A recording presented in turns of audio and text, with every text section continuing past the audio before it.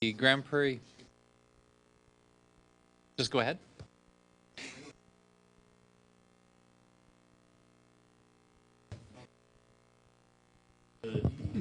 Check. We'll try that again. Good evening and welcome to the Grand Prairie City Council meeting from Monday, April 2nd, 2012. I'd ask everyone in attendance to join us in singing O Canada.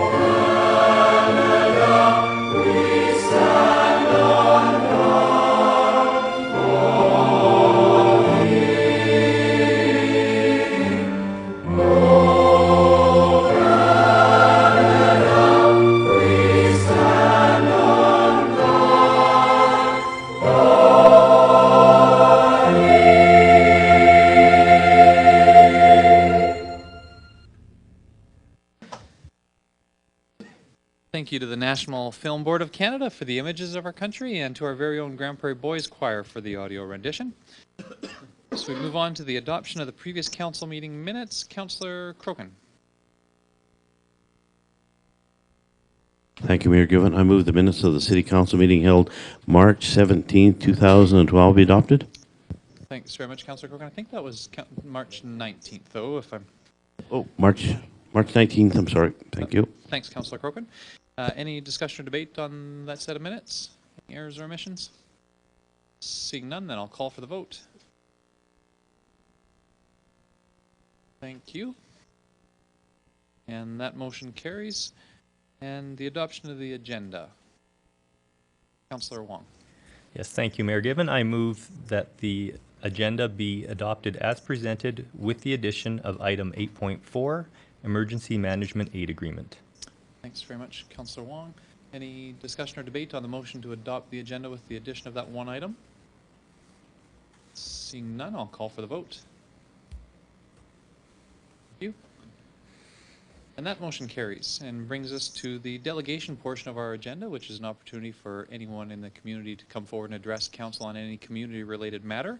We did have a couple of delegations let us know in advance that they were going to be here, and the first is Mr. Brad Cameron with an update on the Karen on the Boulevard project. Brad, if you'd like to join us at the presenters table. I brought some show and tell for you guys.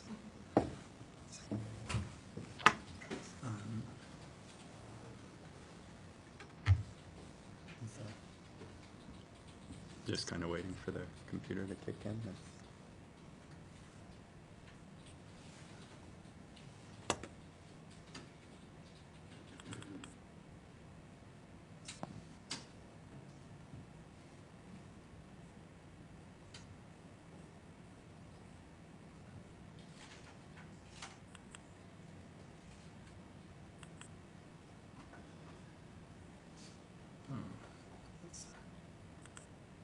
Sorry. Just give me a second here. It's coming up on the other screen.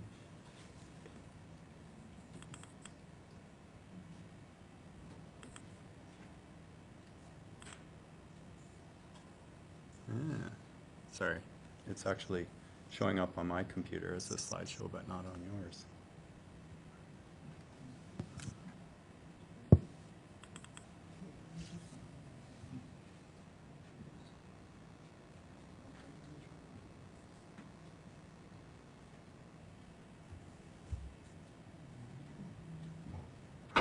Cyril, do you want to see if maybe you can provide a little on-call technical support there for the proper video mode? Yeah, sorry. I don't know. It's just kind of doing it backwards. Like display, you mean? Yeah, so it's displaying this here, but then it shows.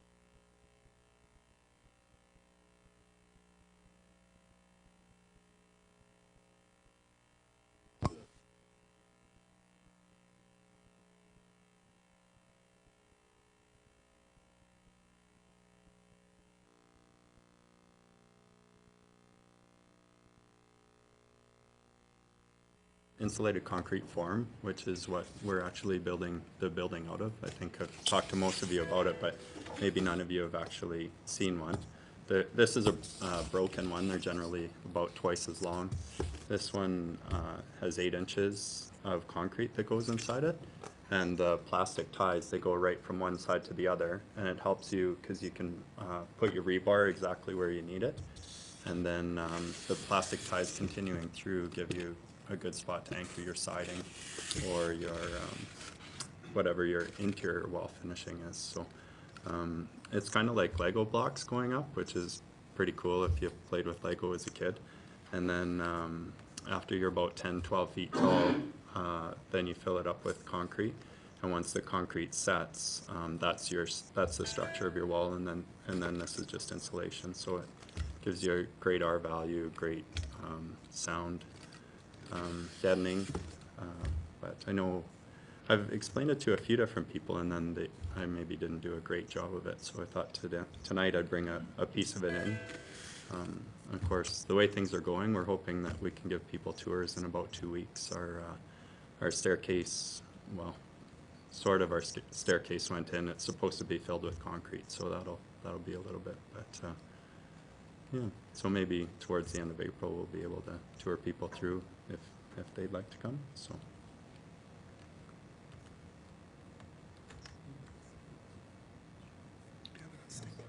Yes, I do have a memory stick. Councillor Crokin? Do you have a question? Thanks, Bill. While we're just waiting, Brad, what would the R value be of that 8 inches of Oh, yeah. cement? Yeah, absolutely. Yeah, that'd be great.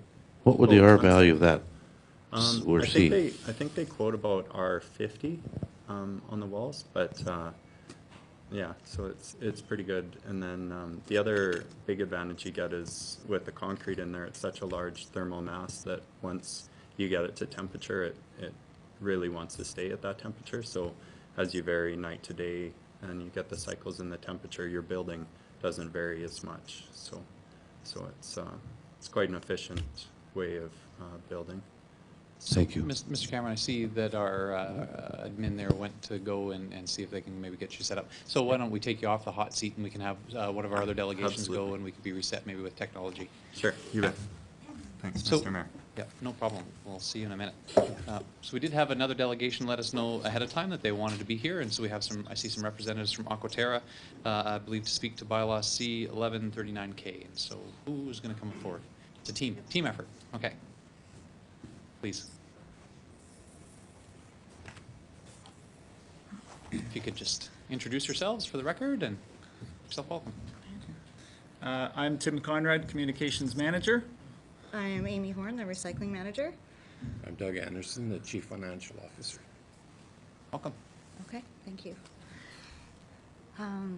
Single-stream curbside recycling services have been provided to all single-family dwelling units in the city of Grand Prairie since September 2011. Approximately 457 metric tons have been collected curbside since the inception of the program. We have seen a 20% increase in tonnage from 2010 to 2011. Participation rates have increased from approximately 30% in the first 3 months of the program to currently approximately 60%. Feedback from the material recovery facility in Edmonton says the product coming out of Grand Prairie is pristine, and it has never seen a curbside startup this perfect and efficient in all his days in business. This is terrific news. As our depot agreement with Terra Nova, formerly Recycle Plus, expires June 30th, 2012, a solution is required for servicing multifamily dwelling units. Aquaterra is responsible to provide recycling services to both single-family and multifamily dwelling units in the city of Grand Prairie. An RFP was issued in October of 2011. Evergreen Ecological Services had the highest evaluated proposal and were awarded the contract for collection and processing for multifamily dwelling units.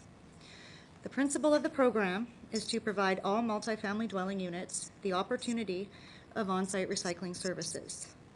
The mix of materials allowed in the program will match those currently accepted in the city's curbside collection program. Each multifamily dwelling unit will be required to place their recyclables in blue bags. Larger multifamily dwelling units may be provided with blue carts, similar to the garbage carts. The decision as to whether or not carts will be provided is based on each complex's service requirements. Aquaterra and the contractor will work with property managers to determine recycling requirements at each multifamily site. Collection frequency will be weekly and follow the existing solid waste collection schedule. The implementation of the program will start April 4th, 2012. As requested by Recycle Plus, the Plus 2 Community Depot location is now removed. We will be targeting the area affected by this depot removal, which is South Patterson, Country Club, and Countryside South. The new service will be phased in, and service will be provided to all multifamily dwelling units by July 1st, 2012. Doug Anderson, our Chief Financial Officer, will speak to the rate changes and the impact that this new service will have.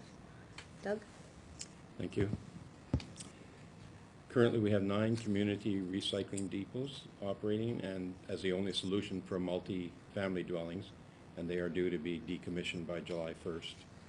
In November 2010, upon approval of the curbside blue bag service, Council requested a recommendation for servicing multi-family dwellings for after the depots closed. And the history of the rate structure is as follows.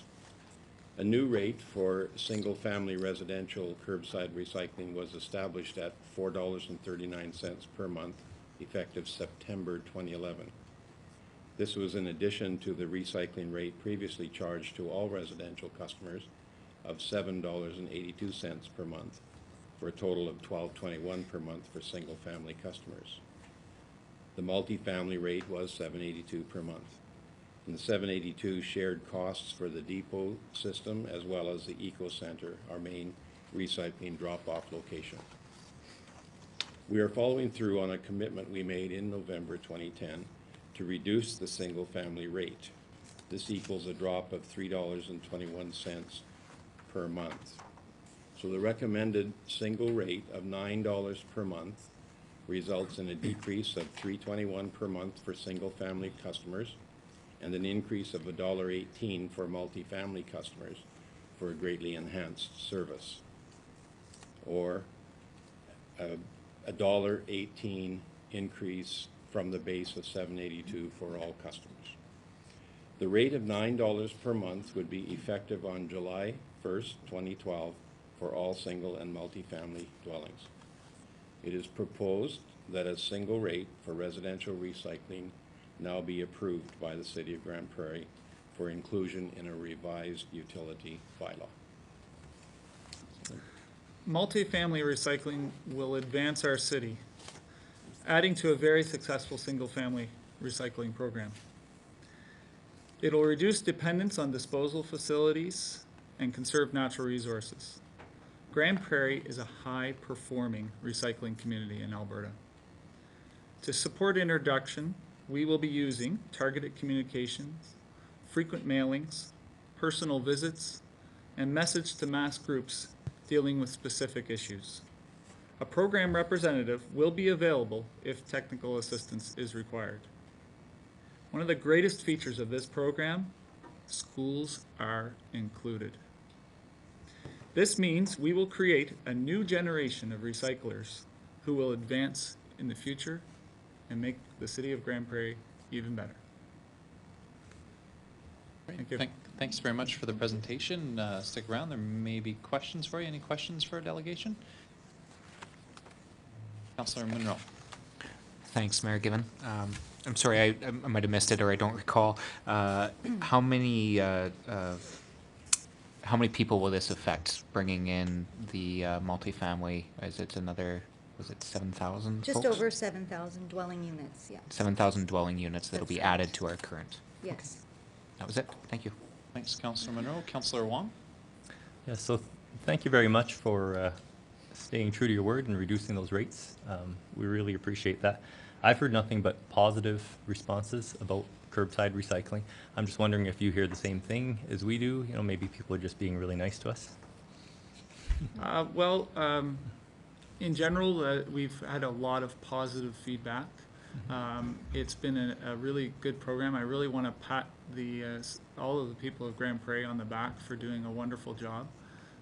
We're looking at right now at the curb, which I think is one great stat that's not out there yet, but certainly willing to share tonight, is that at the curb, when we go to pick up a blue bag, if we find things in it that are not accepted in the program, we reject the bag.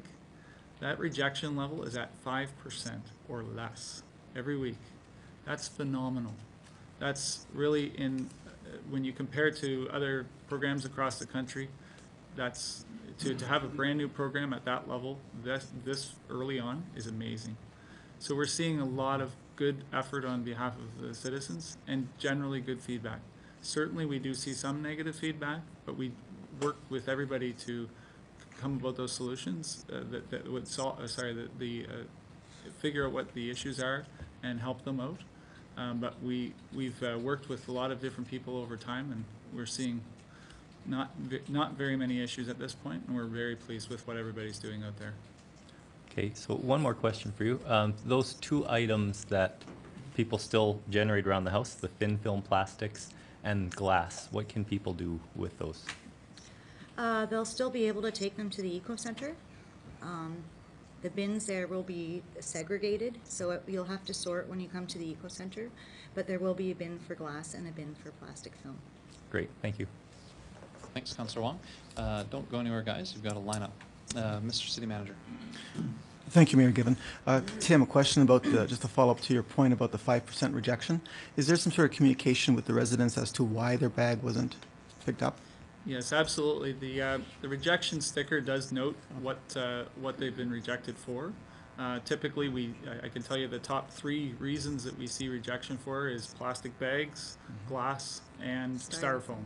And as you know, we started the styrofoam program almost at the exact same time as the curbside recycling began, so there was a little confusion there. We did expect that. We're working to get that people know that the Eco Center is the place to take the styrofoam. So those are the 3 main issues that they're rejected for. Thank you. Can I just add on to that? We actually call them educational stickers, not rejection stickers. So, yeah. I've been educated once. Councillor O'Toole.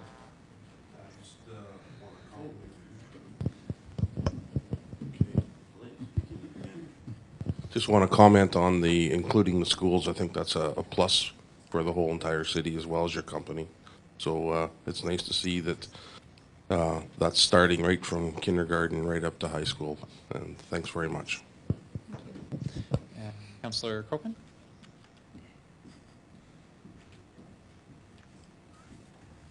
Thanks, Mayor Given. Amy, I see the styrofoam program is really good. I've been doing it over there. But I see a lot of my neighbors out there just raking and getting leaves and things ready. Could you let us know, are we still going to have curbside pickup for leaves and small little twigs? Yes, actually, collection starts this week. So, yes. So we can just encourage people to get out there and get Absolutely. those leaves. I have 5 bags ready and waiting, so Thank you very much. thanks. Okay. Well, I had 2 questions, if I could. The first actually is kind of where Councillor Crokin was. A lot of people said, well, the next step is organics and separating curbside organics. And so do you want to speak about Aquaterra's perception of organics and what you see in terms of their mix at the landfill? Yeah, I could certainly take that question. The organics will continue to be the yard waste program as it is right now.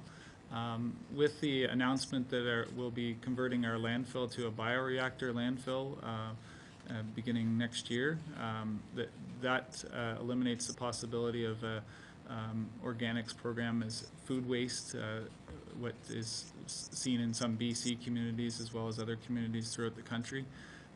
So there won't be, because we do need those organics as part of the decomposition of the bioreactor landfill, so we require those organics. The yard waste program will be continuing as it is. That's been a great program for us, and we see that continuing. So with the new bioreactor, Aquaterra has found a different way to use organics like food waste and essentially use that rather than just sort of segregating it, actually using it to generate power. Is that sort of the right way to explain it? When I'm talking to Yeah, people? I guess the best way to explain it is it needs to be mixed in with all the other waste. It's one of the first steps in encouraging the waste to decompose. So it's an important first step in that decomposition, and without it, it would be a much slower process. So it does get used, and it's very well used in a bioreactor landfill. And then my second question was, the other question that I had from the public was, what about the other $7? What am I paying for? And so I have a little bit of an understanding of that, but what are the basic recycling charge that isn't related to curbside pickup? What services residents, what would you tell residents who ask that question? What am I paying for in my $7? Well, it covers all of the costs of running the Eco Center, so there's staffing and running that center, of course. The styrofoam recycling, there's cardboard there, there's School glass. recycling. Yeah. School recycling. That's the main recycling drop-off location that we have now, and that's what that cost is covering. So there are services there like the household hazardous waste collection site. It helps support that program. It helps support the electronics program. Fluorescent light tube recycling, it helps with that. And those services aren't available anywhere else in the community. So I'm just trying to get an understanding of that basic charge for residents, that if that basic charge is eliminated, those services would cease to exist. Is that correct? That's correct, yes. Okay. Okay. Any further questions or discussion for the delegation? Councillor Crokin? Thanks, Mayor Given. Maybe it wasn't in your presentation, but the big bins, is there any chance of getting smaller bins, like just say for Martha and Henry, the senior couple that maybe has a smaller amount of garbage? Are we looking at getting a smaller one for maybe a little smaller charge too? You're talking the garbage carts, is that, okay. There's not a plan right at this point to have a smaller cart. The reason being is the truck is built to pick up that type of cart. To have another cart in the system would mean there's gonna have to be 2 trucks then. So it would not be possible to do that, so it's just the one single style of garbage cart that's available. Okay, as long as it's still on the drawing board, that maybe we're looking at it, so, Yeah. thank you. Thank you, Councillor Crokin. Looks like there's no further questions in the queue, so thanks very much for your presentation today, and we'll be dealing with the bylaw obviously later on in our agenda. Thank you. But see our technical team still with their heads together over there, so I have a feeling we might not be quite ready on the presentation. Just a note, worst comes to worst, we could always view the presentation, and Brad, you could just shift your notes down so we weren't reading them along with you. So if we had to fall back to that, we could do that. Is there anybody else in the audience who wanted to come forward and address council on any community-related matter? I see somebody else that was nodding their head, which is great. Got a little bit more stick handling time, huh? This is probably the guy to do it. Please introduce yourself to council and for the record, and state your business. My name is Jordan Bombier. I'm the president of the Pinnacle Ridge Neighborhood Association. I don't really have anything new. I just know that it's on the agenda tonight for the special levy. We're not aware of any negative feedback from the residents on the $20 fee. I'm not sure if that's the same at City Hall. Basically, I'm just here for some questions, if there's any questions on how things went in the first year or anything else, really. Well, if nobody else is going to ask, I'm going to ask. How'd it Okay. go in the first year? Well, yeah, I mean, obviously, we collected all those, the special levy amounts and was used to operate our fountains, and there was no real hiccups there that I know of anyway, so we haven't heard, there was no complaints from anybody on our end, like I said, and I guess we'd just like to continue status quo. Have you had a decent amount of participation from the neighborhood? Are you starting to get more people involved? Yeah, in for the sure. We had association? like a cleanup, a neighborhood cleanup and a barbecue, and that was very well attended. We've got a safety committee that's been meeting fairly regularly, and I believe they're about to put out a survey to see if there's any thoughts from the residents on some issues that may be there. I know that there's some concerns on the speed on the, I don't know if it's Pinnacle Road, but that main road when you come in there. So they're, thinking maybe could be some stop signs or something, and I guess we'll hear more about that once that survey gets completed. Good feedback. Councillor Radburn?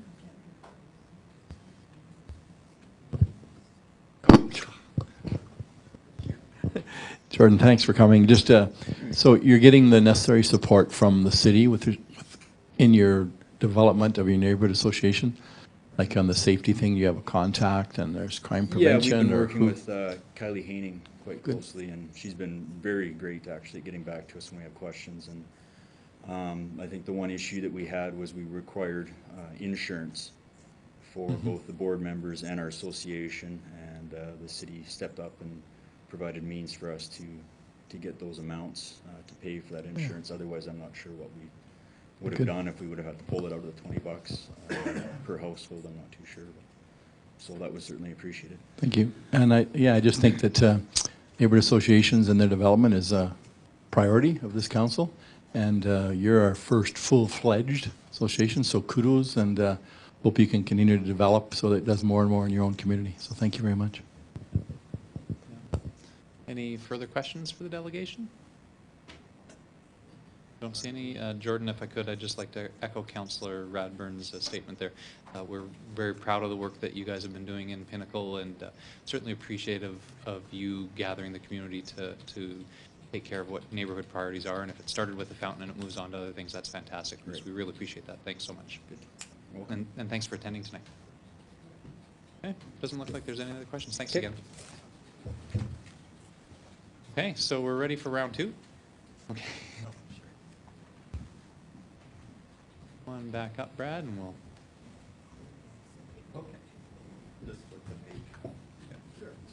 Yeah.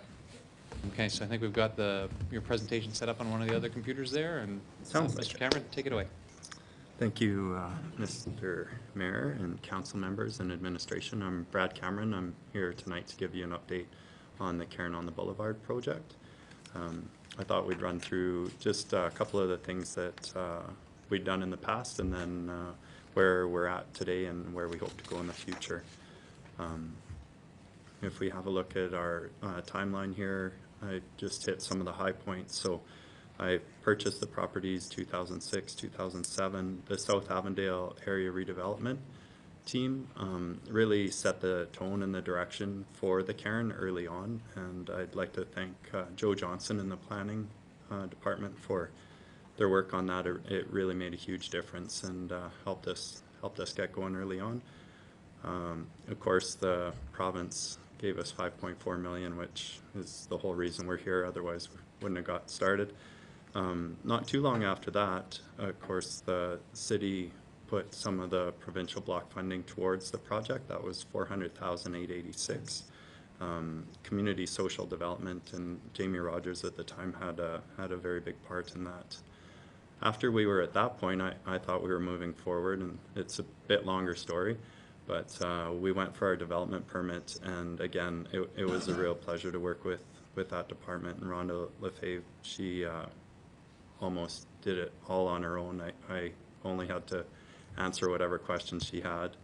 Then we ran into a little bit of a hiccup, and we ended up going through the entire subdivision appeal board process, which was a big learning but again, city staff, but particularly Audrey, really helped step me through that process and help me understand how to get through it.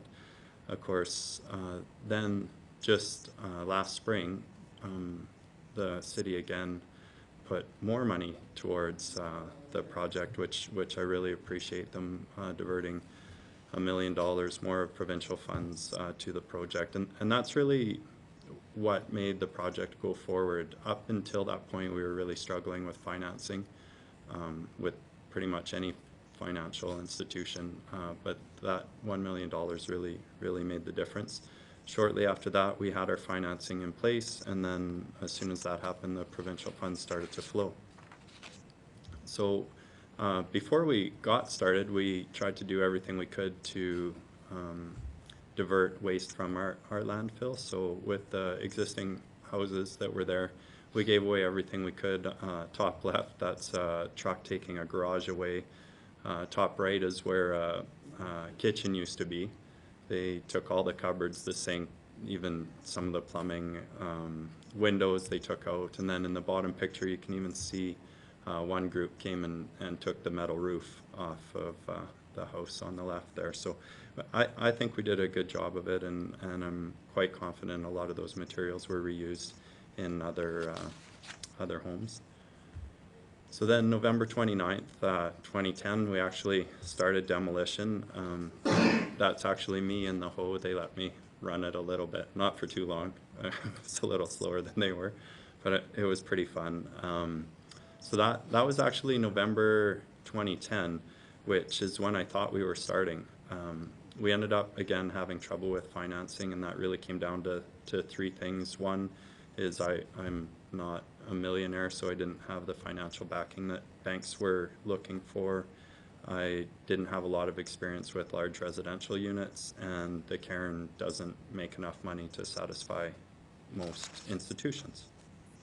So then, almost exactly a year later, we actually did start, and this is one of our very first concrete pours. You can see it's getting to be evening, and the team worked pretty late into the night. To date, we've poured over 1,000 meters cubed of concrete, which is hard to picture, but it's about 125 concrete trucks. So if that helps you understand how much that is. On October 6th, so shortly after the first pour, we actually had one of the fathers from the Catholic Church come over, and he blessed the site and said some words about the Cairn, and I thought it was great. And of course, we wanted to include as many of our neighbors, and the Catholic Church is our biggest neighbor if you think about the group that they work with. So this is November 13th, and we did a whole bunch of work underground, and this is right back to basically level with the ground, and we spent over $600,000 to get to that point, and by the time we're done, we'll have over $1 million underground, which I find interesting. But then in February, we were working quite hard on our first floor. You can see some of our large structural steel going in. This structural steel is required on the first floor because we're trying to have larger open spaces to accommodate offices or retail space.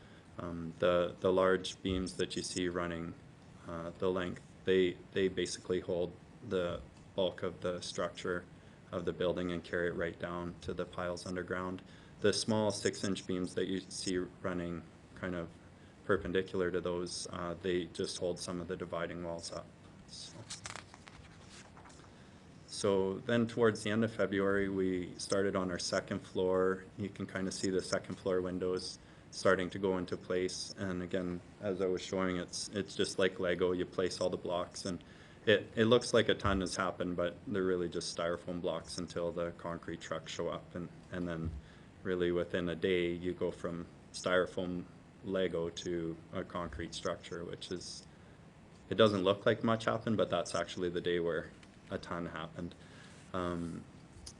Once spring comes, we'll come back and we'll pour concrete. Right now we just have corrugated metal floors, so in spring we'll come back.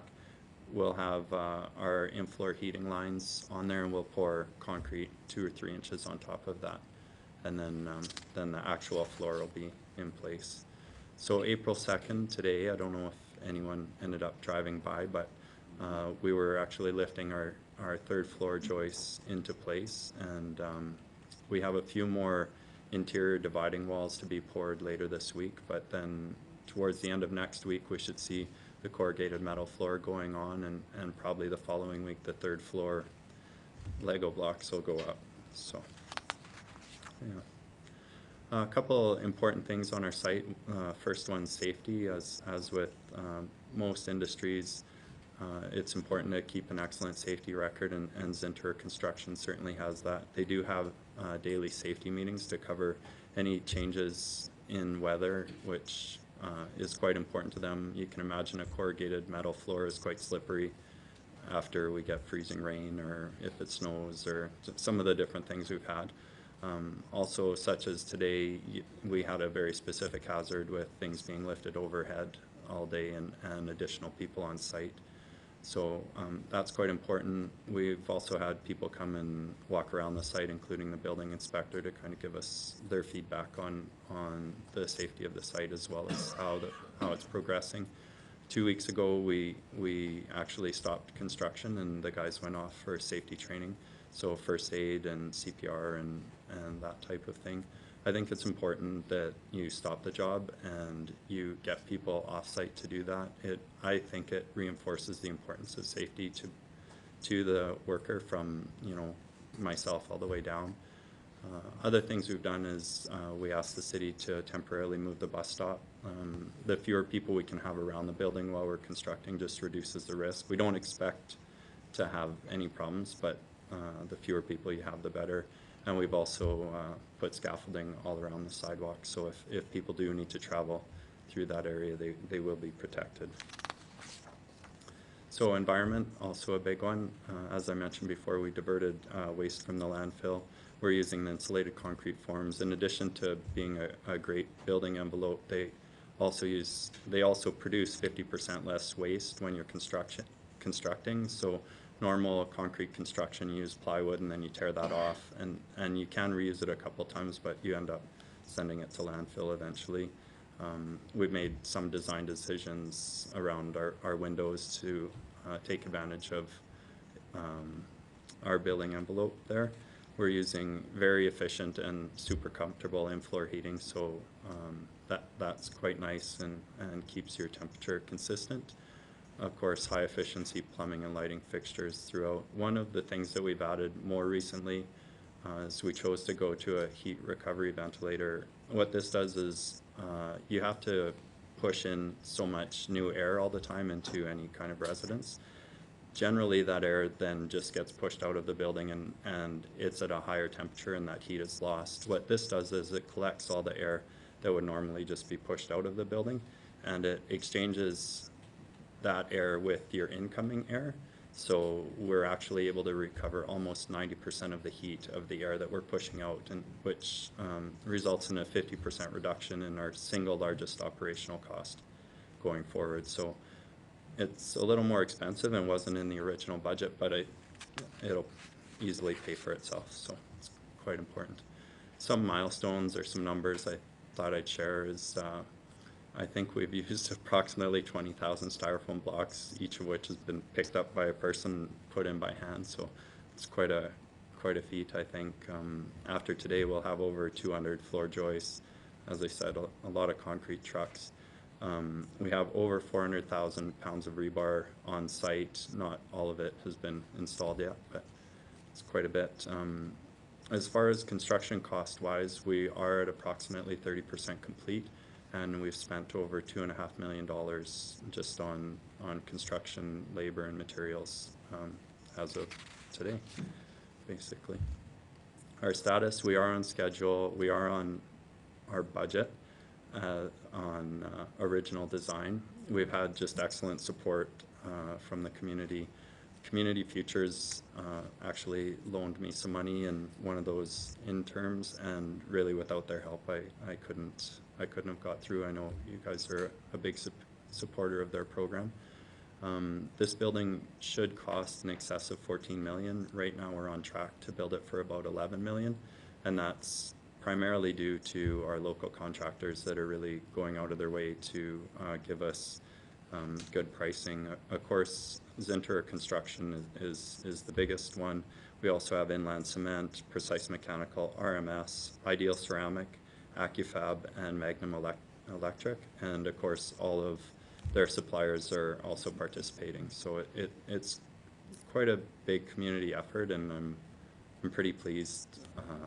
Well, I'm more than pleased. It's just amazing that everyone's coming together to help make it happen. So otherwise, we wouldn't be able to. So we are on track for approximate completion June 2013. We'll see how it goes. Some of the challenges that we're running into are just on the next slide. Yeah. Of course, cash flow is always a challenge, so we're working towards smoothing some of that out. Our design decisions and some concessions as a result. Our electrical service, originally we thought we'd have a single electrical service due to the nature of the building and the people we're hoping to house. We didn't think it made sense to provide an electric meter for every single residence. ATCO Electric, however, believes every individual unit should be measured separately. So there's an upfront cost to that. So it's about an install price of about $1,000 a meter. So with 83 units, that's $83,000 extra dollars in construction costs. But that's not the big cost. As you know, when you receive your electric bill, you get sort of a $70 bill whether you use any electricity or not. So that $70 per unit per month all the time versus $70 for a single electric meter, that then we could share the costs throughout. So I'm still in discussions with ATCO and they're in discussions with people in Edmonton, but that's one of the big ones. Of course, with the increase in the busyness in Grand Prairie, we have seen some rising costs. Many of our costs were locked in and we do have a fixed price contract, but when we go and change some things such as we did with the heat recovery unit, some of those costs end up being reflected. Also, we want a slightly larger elevator than was originally, so that, anyway, there's some additional costs. Another one is the building code updates. So one of the things that came up was the size of our building and the height of our building.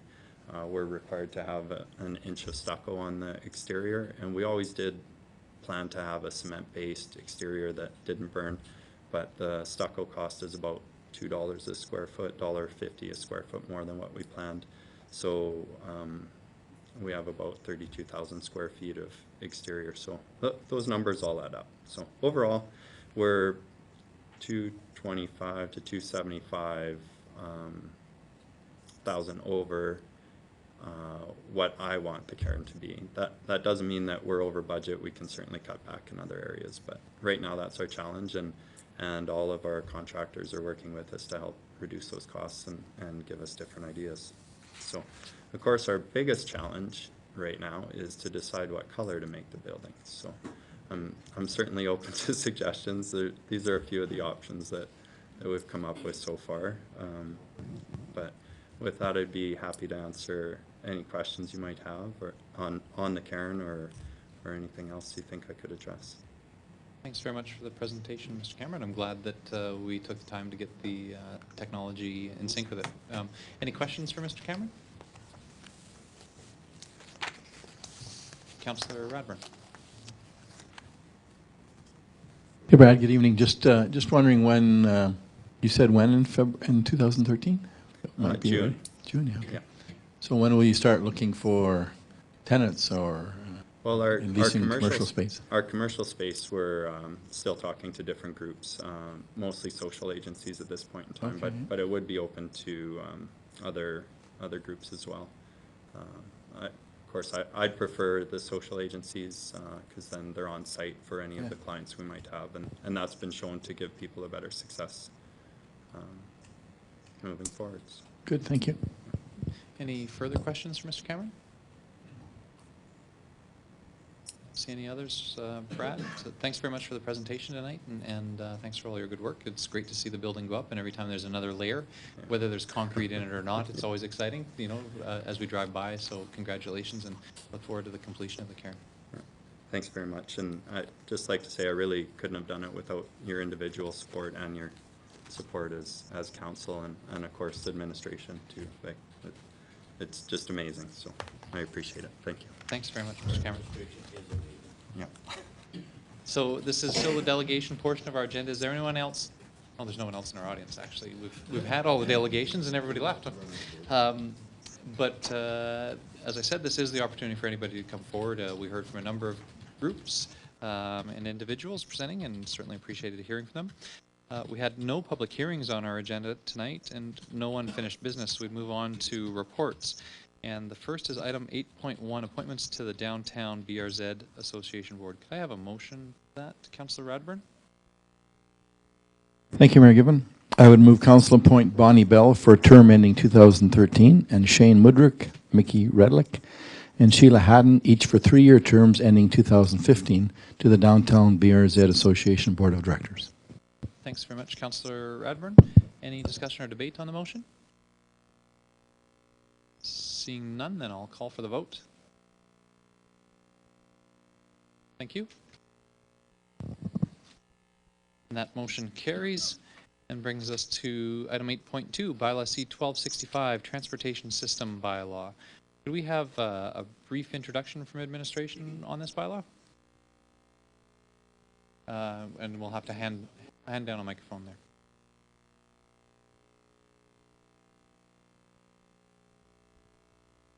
Testing. Mayor Given, this item is first reading, as the report says, to update the transportation system bylaw. In terms of a bit of background, the transportation system bylaw is mandated, I guess, under the Provincial City Transportation Act. And essentially, the bylaw itself is a list of roads and a map showing the different categories or classifications of roads across the city. Each of those roads carries with it certain kinds of authority and certain responsibilities in terms of maintenance and control of traffic and so on. And as a result of adopting a new transportation master plan, as a result of the city growing since the last time the bylaw was amended, there's new roads to add to the map and to the list, of course. And so it's really literally a housekeeping type item, and there will be more detail coming forward at the public hearing stage. Great.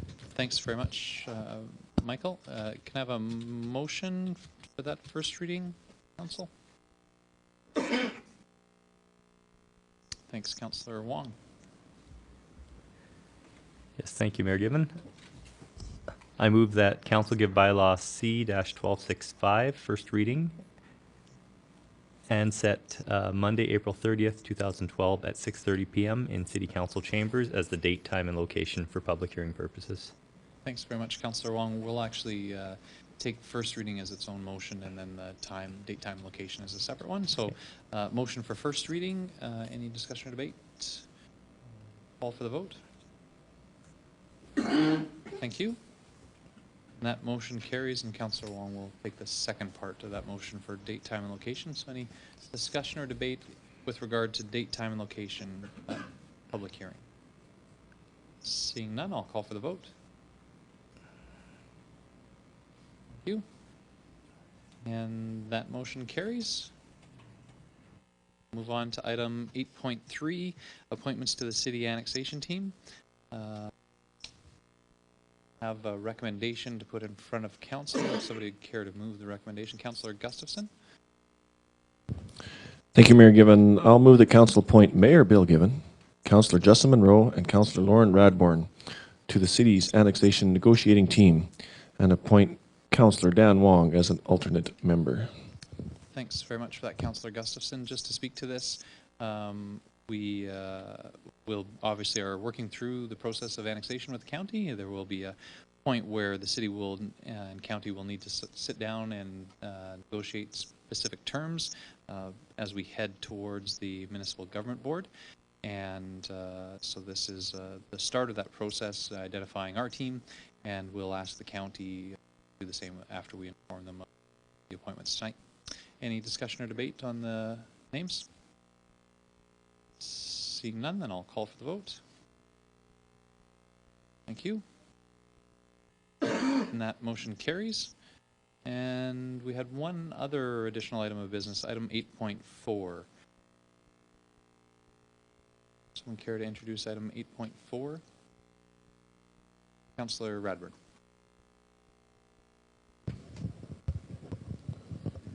Thank you, Mayor Given. I would move council enter into the emergency aid agreement with the County of Grand Prairie, Town of Sexsmith, Town of Wembley, Town of Beaver Lodge, and Village of Hythe.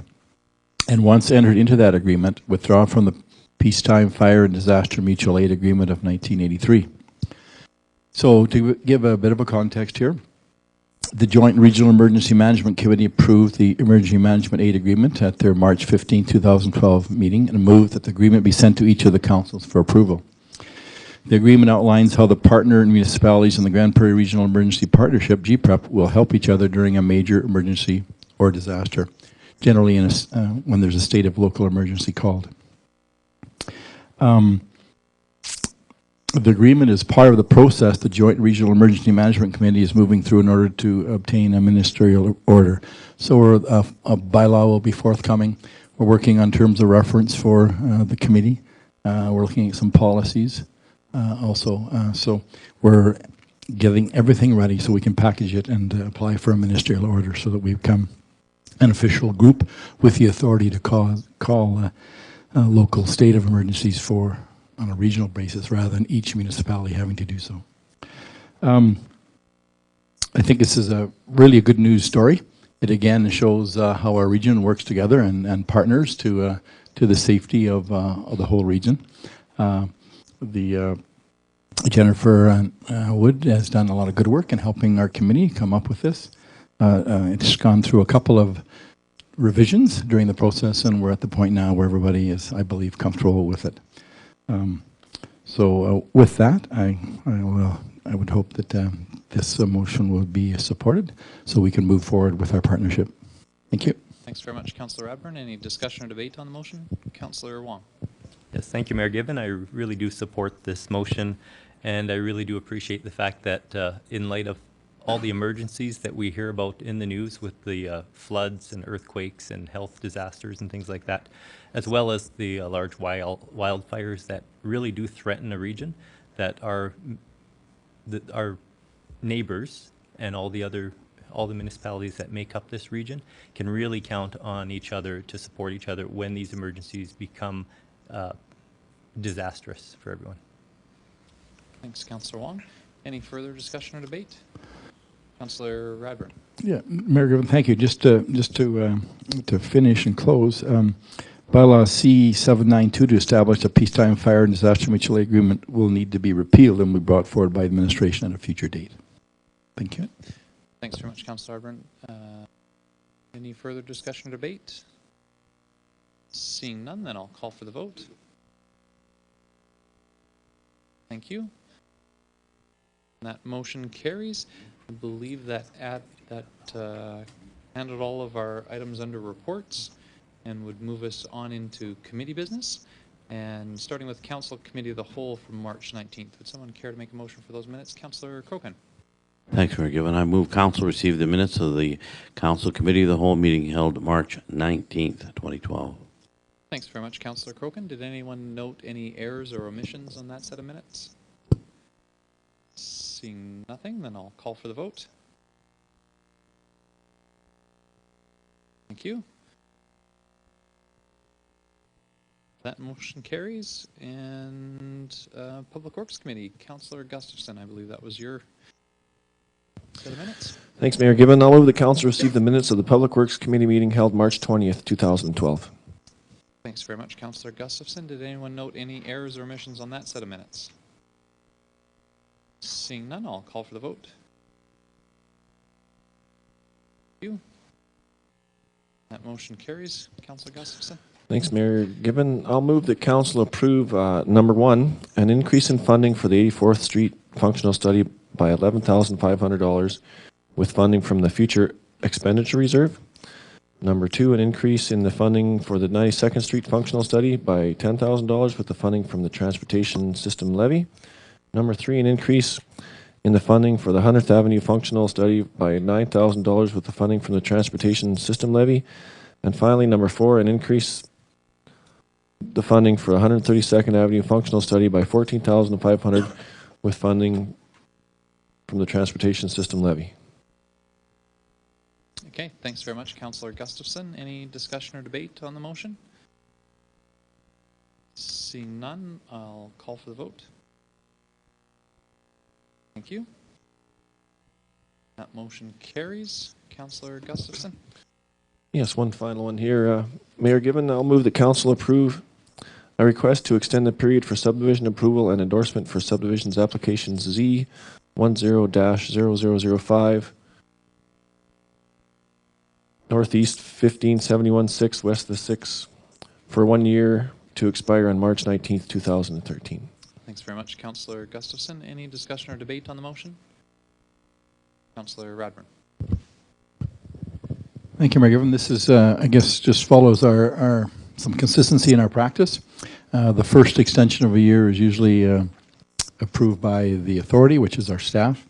The second year's extension comes to committee and then to council. So this is generally following our present practice. Thanks very much, Councillor Radburn, for that bit of information. Any further discussion or debate? Seeing none, I'll call for the vote.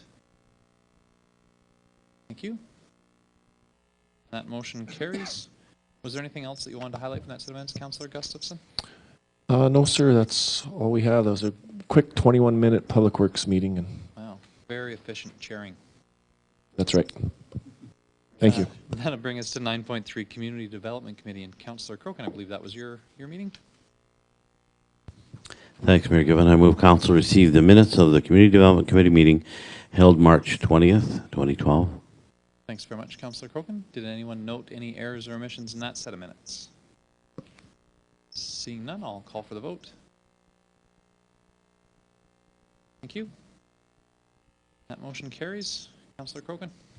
Thanks, Mayor Given. I also move council approve the reallocation of funds from the Leisure Center Mechanical Upgrade Project to the soccer facility renovations totaling $263,561.43, and further award tender number T-05-435-12 renovations to the Leisure Center soccer facility to T-West Construction Limited for $401,395 excluding GST.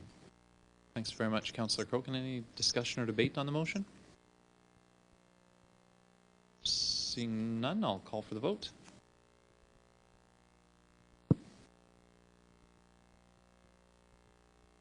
I'm waiting for one more. Thank you. That motion carries. And 9.3.2, Councillor Crokin. Thanks, Mayor. I move council approve amendments to the Standing Committee on Recreational and Educational Services, what we refer to as the SCORES Agreement. Thanks very much, Councillor Crokin. Any discussion or debate on the motion? Councillor Wong. I was just wondering if there's any highlights to the amendments that you'd like to point out. Thanks, Councillor Wong. On the new SCORES Agreement, which Councillor Radburn had talked about to the media, what we were doing is just bringing it up to, that was a 1979 agreement. This reflects all of our new schools and our East Link Center. So we're just bringing it up to today's date and standard. Okay, thank you. Any further questions, discussion or debate? Seeing none, I'll call for the vote. Thank you. And that motion carries. Councillor Crokin? Thanks, Mayor Given. I move council disband the Multiplex Regional Resource Committee. Thanks very much, Councillor Crokin. Any discussion or debate on the motion? Seeing none, I'll call for the vote. Thank you. And that motion carries. 9.3.4 is, I think, is the next one. Councillor Crokin? Thank you again, Mayor. I move council approve the Northwest FASD Network Leadership Team Award of grant funds from the proposal project RFP-14-431-11 FASD supports and services to the following agencies within Region 8 for a total of $464,949. First, to the Northern Association of FASD for $169,910, and that's the High Prairie, Alberta region. Number 2, Accredited Living Services, it's $190,039. That's Grimshaw/Grand Prairie region. And Sinowich, Winniqua Nation of Canada, $80,000. That's the Grand Cache. And number 4, Canadian Mental Health, $25,000. That's in Grand Prairie. Thanks very much, Councillor Crokin. Any discussion or debate on the motion? Yeah, could I just, a couple of things. This is provincial money that is given to the city of Grand Prairie, and we so efficiently flow it through to these organizations. In the one for Grand Prairie and Grimshaw, what we have in that $190,000 is for our person that looks after that department here in the city. So, and the rest is given out to Grimshaw. Thanks very much, Councillor Crokin. And I think just to be 100% clear, the city is acting as the treasurer, essentially, on behalf of the FASD network. And so, although council is approving these applications or these tenders, responses, council actually didn't view the individual applications. The leadership network of the FASD, I believe, had involvement in that tender process. And so it's a little bit of a different process for us because it's not the city's money and we actually didn't choose the applicants, but because the city is acting as the banker or the treasurer for the funds, it has to run by our process and get official council approval here tonight. So just so that everybody's a little bit aware, the city isn't moving into a new service area. So, which is an important consideration, I think. Any further discussion or debate on the motion? Seeing none, I'll call for the vote. Thank you. That motion carries. Councillor Crokin, was there anything else that you wanted to highlight from that set of minutes? Just the, yes, there is, Mayor Given. On the renovations to the Leisure Centre soccer facility, it was brought up at committee that we're putting new boards in and insulation. It was recommended that why don't we just turn the boards around? Well, city staff being very good at recycling, they've already turned them around. So even to give them to a smaller arena in a smaller city, which we would, they're not that type of recyclable for a skating rink. So that's all I'd like to highlight. Got all the life out of them that we can. Yes, we have. A lot of pucks went through the net and to the boards. Yep. Excellent. Thanks very much, Councillor Crokin. And that brings us to 9.4, Arts Development Committee, and Councillor Munro, I think that was your set of minutes.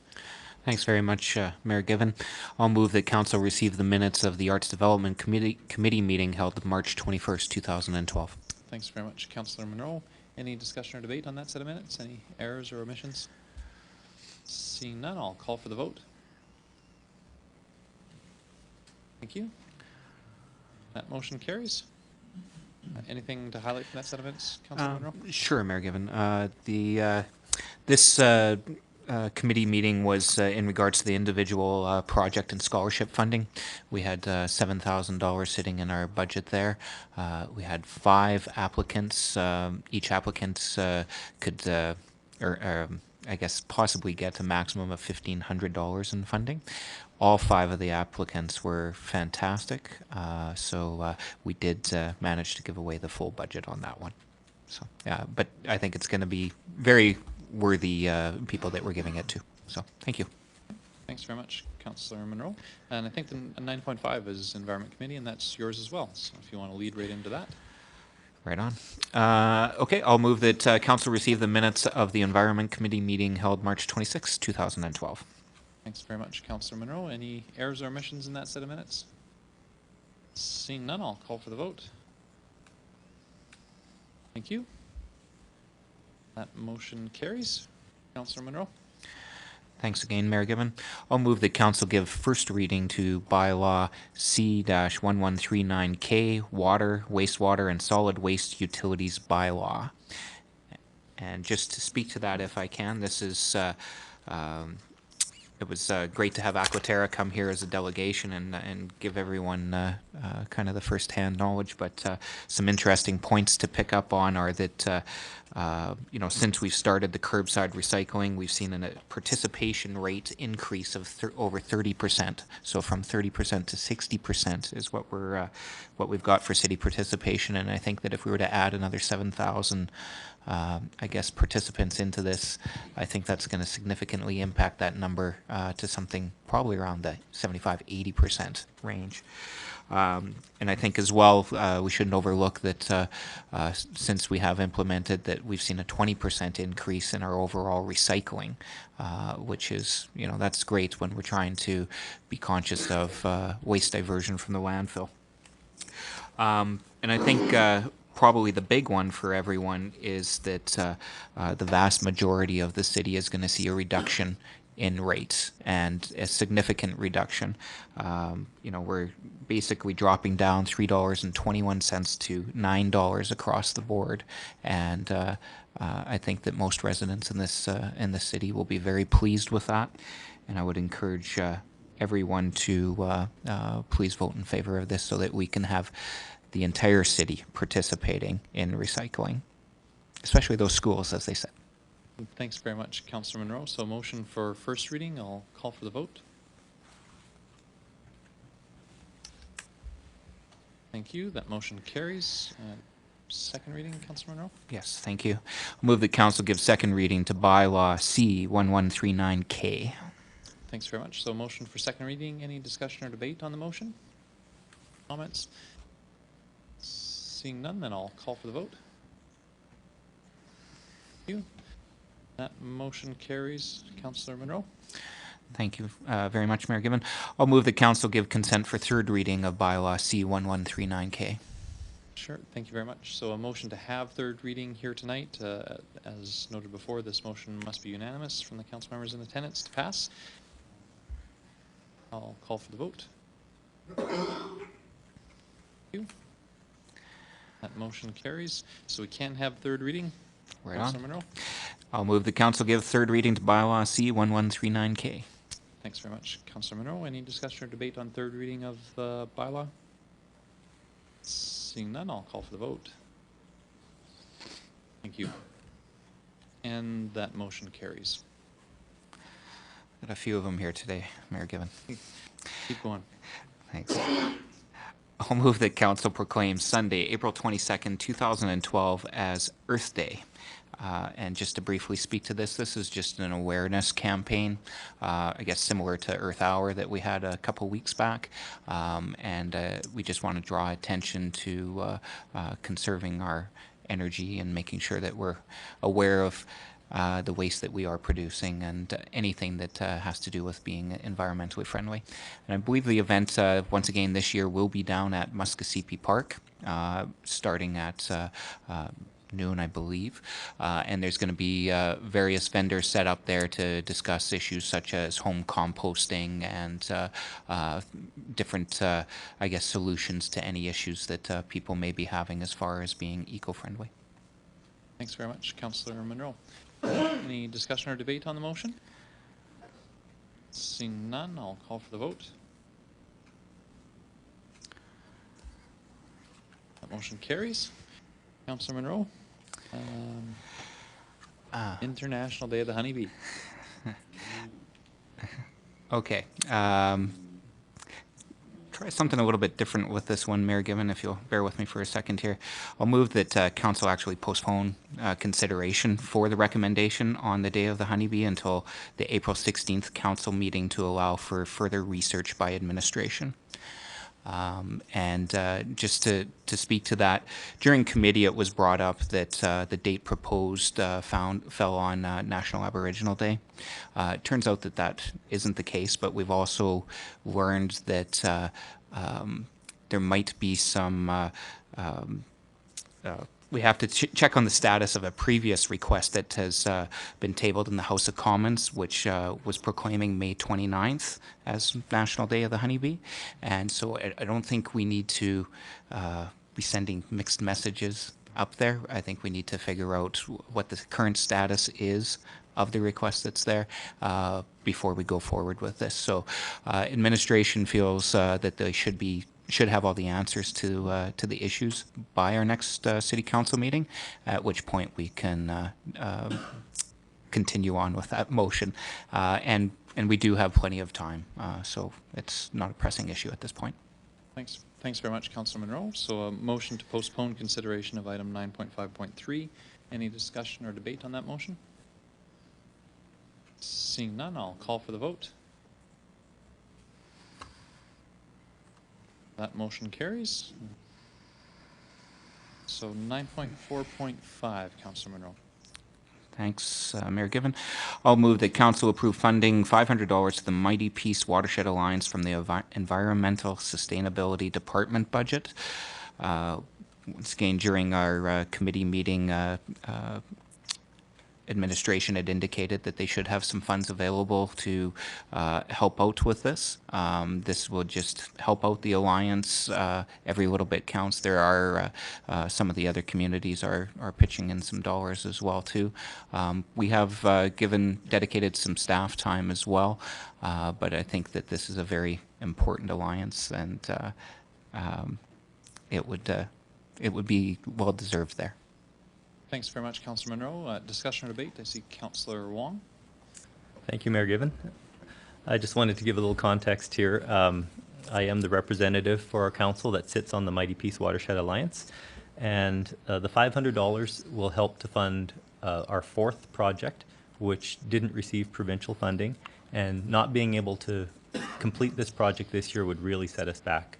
So what the Alliance had decided was to go out and ask every stakeholder for a possible contribution to provide whatever they could.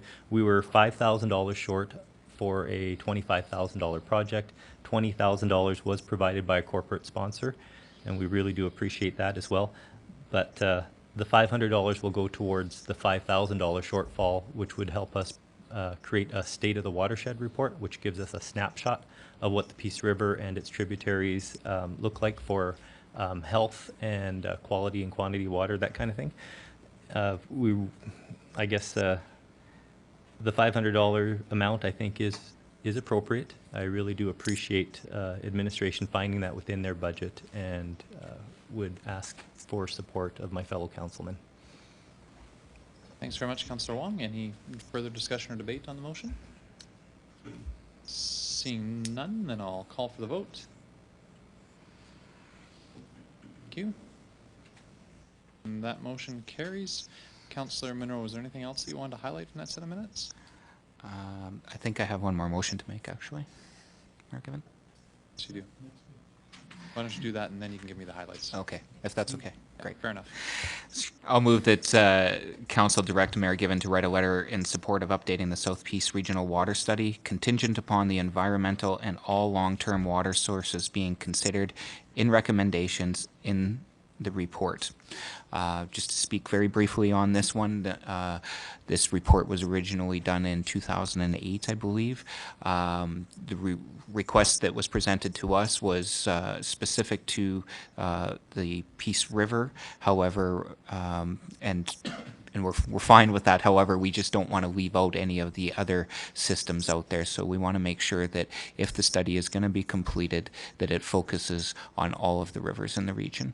And once again, I think the study does need to be updated at this point in order to plan for long-term water issues. Thanks very much, Councillor Monroe. Any further discussion or debate on the motion? Seeing none, then I'll call for the vote. Thank you. That motion carries. Councillor Monroe, is there anything else that you'd like to highlight from that set of minutes? I don't think I missed anything, did I? I think we got Do we it have all. a motion for every item? Pretty much. Thank you. Thanks very much, Councillor Monroe. That brings us to 9.6, Protective Services Committee from March 27th. And Councillor Wong, I believe that was your set of minutes. Yes, thank you. I move that council receive the minutes for the Protective Services Committee meeting held March 27th, 2012. Thanks very much, Councillor Wong.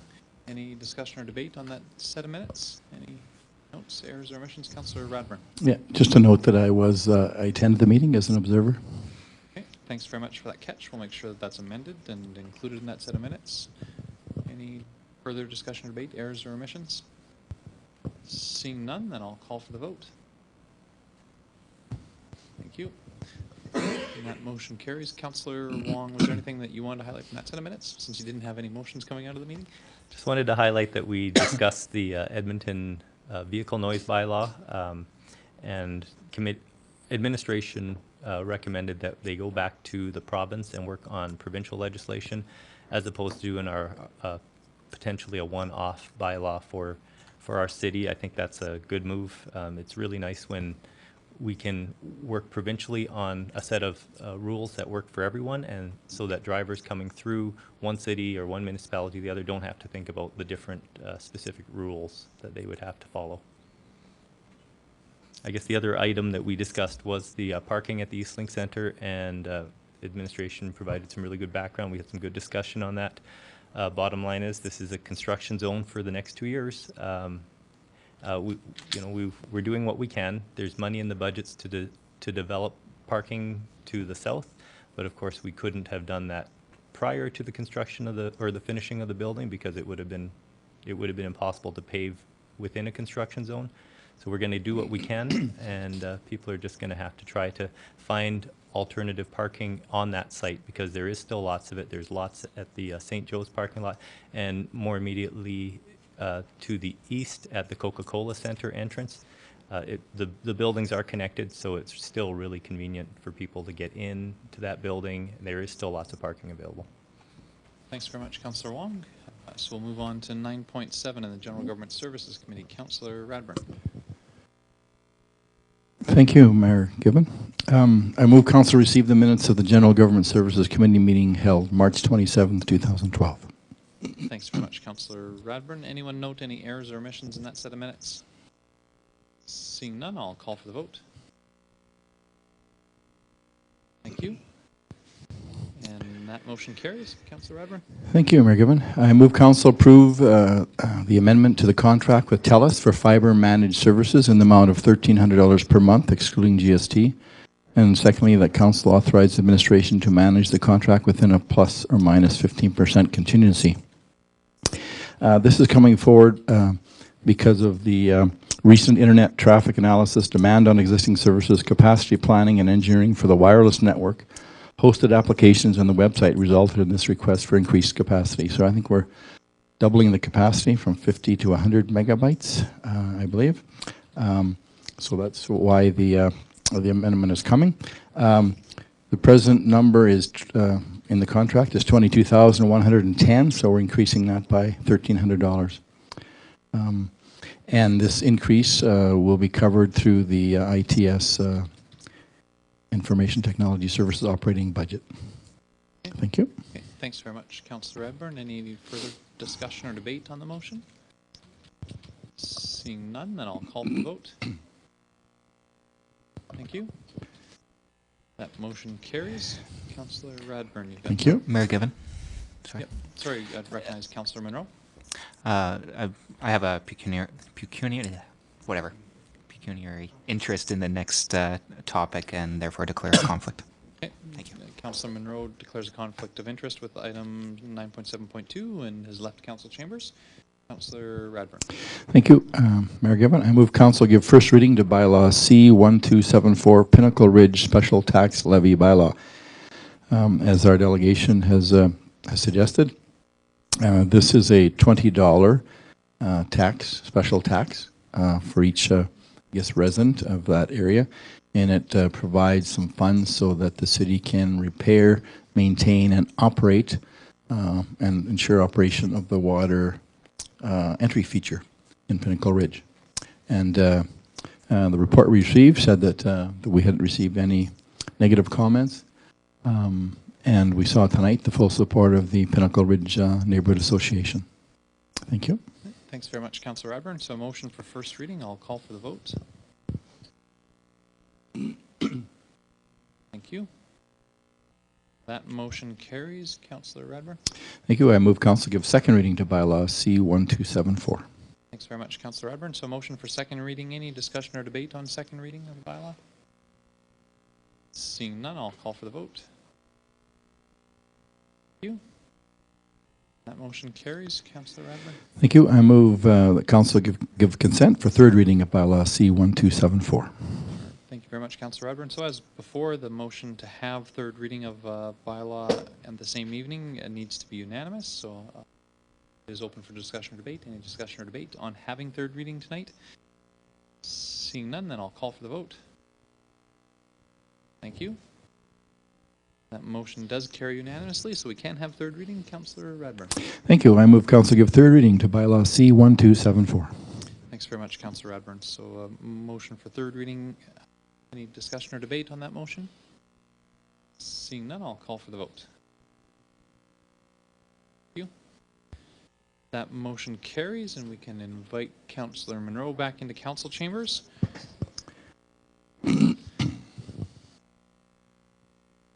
We'll move on to item 9.7.3. Councillor Radburn. Thank you, Mayor Given. I move council approve for 2012 a $100 property tax rebate to those seniors who receive the Alberta Seniors Benefit Income Subsidy living in the city of Grand Prairie. I believe we've had this for 3 years now.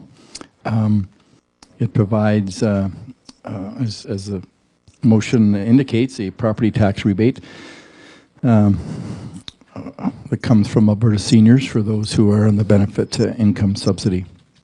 There's been about just over 400 and some seniors take advantage of this the last few years. We have $50,000 in the budget to cover those requests.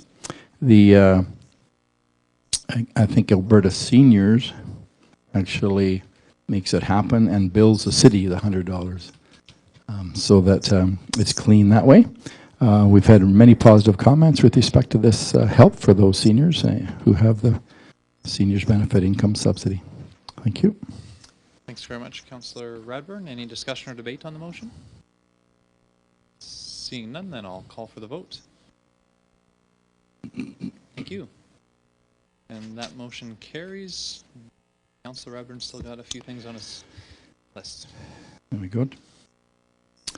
I would move council give first reading to bylaw C-1273 2012 property tax bylaw.